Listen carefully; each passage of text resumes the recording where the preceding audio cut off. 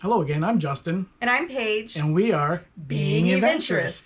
Now, before we kick off this episode, I again want to remind everyone to click like if you like, subscribe if you can, and click that notification bell if you want to be notified whenever we upload our latest and greatest video.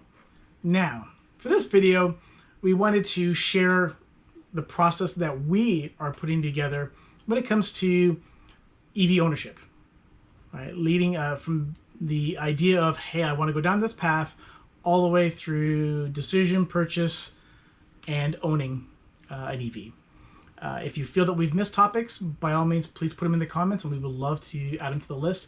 What we really want to do is make sure that this video series tackles everything that certainly we think is important and what you think is important, just to make sure that we have everything covered, because deciding to go down the EV path and taking that EV journey is not an easy decision.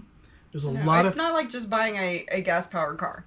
Correct. There's just so much to it, and we just want to make sure that, you know, as we are trying to be as thoughtful about it as possible, we share it with you, and hopefully it helps you in your process as well. So, from a topic perspective, there's many topics that we're going to want to discuss. One of them is part of the whole, which car is right for me, or which truck, or whatever the case. Which EV vehicle is right for you?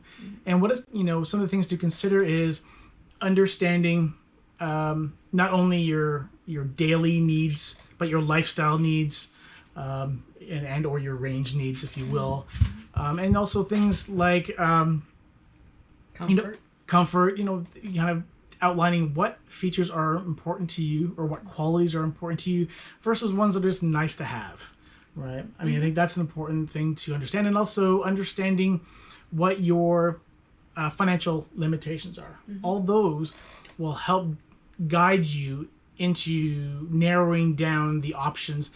More importantly, probably the realistic options, especially if you factor in the financial part of the equation, right? It'll help drill that down, and that way you can just make the best decision and pick the best vehicle that's right for you. Another topic related to that, well, I mean, at the end of the day, they're all related to that, is even, trying to decide, do you go new or do you go used? Because there's certainly trade-offs for both and benefits for both. Right. Because you can get a higher end model of a used vehicle, like we found with the Audi with e-tron. the Audis, right? Yeah. The drawbacks on those would be you're not going to get that rebate, or that's one of them. Yeah, absolutely. Used cars, you typically are not going to be able to exercise any of the rebates, whether it be federal or state. The other one that I was, thinking about earlier today, especially with regards to the Audi, is, you got to think about the warranty of the vehicle as well. Warranty starts when it's first purchased. So if regardless of how much mileage that car has, it's quite possible that that mileage never enters into the equation. It's the year that is important. I.e., if it's a 2019 Audi, then we're coming up on 2022. Exactly. So how many years of the warranty are you actually going to get? And yes, certain parts of the car are covered by certain warranties potentially, but at the end of the day, that is a serious thing to consider, because a lot of people do factor in the warranty length into their purchase decision. So I think that's important to have. Lease versus purchase. Exactly. In buying versus leasing, very important, because not only do you have the tax credits to consider, because they operate and potentially are valued differently if you buy versus lease. You also, what's the other point for the tax credits? Well, buying versus leasing. Right. So if you're leasing the vehicle, then the tax credit would go to the company that you're purchasing it from and not to you directly. And that company could pass those on to you through the financing, but they don't have to. So that's something to really consider.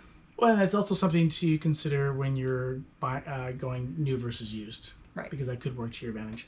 One of the other topics we wanted to discuss is planning your parking. Yeah. So where are you going to park your car in the garage? Are you going to park your car outside? How are you going to charge it if you're parking it outside? How are you going to charge it when you're parking in the garage? Yeah. And for us, the challenge right now is our garage is currently a hoarder's paradise. I would use the term collector's paradise.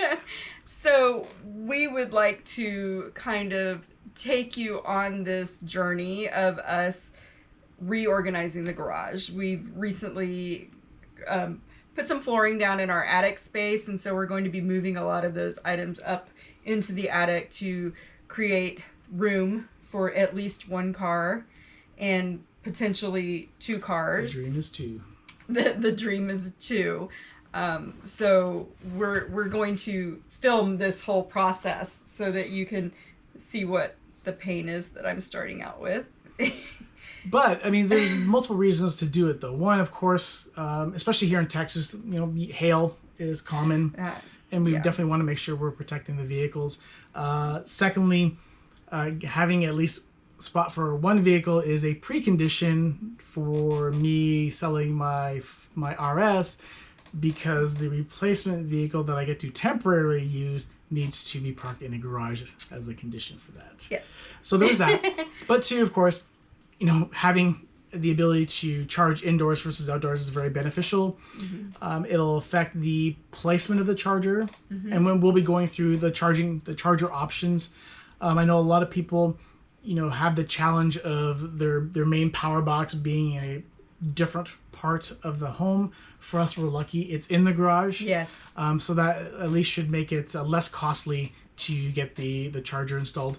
And I think, even though we will have ultimately 2 EVs, most likely we will only install 1 charger, because I think having 2 chargers is overkill for our needs. Oh yeah, we'll just change positions in the garage whenever we're charging. I don't know that we necessarily want to charge both at the same time or something. Especially when you have access to it at work. I do, thank goodness. And then one of the other topics that I think is important is really centered around the whole range anxiety conversation. I think it's a useful exercise, and we're going to be going through this exercise of just noting down where do we typically go during the week, to and from work, pretty simple.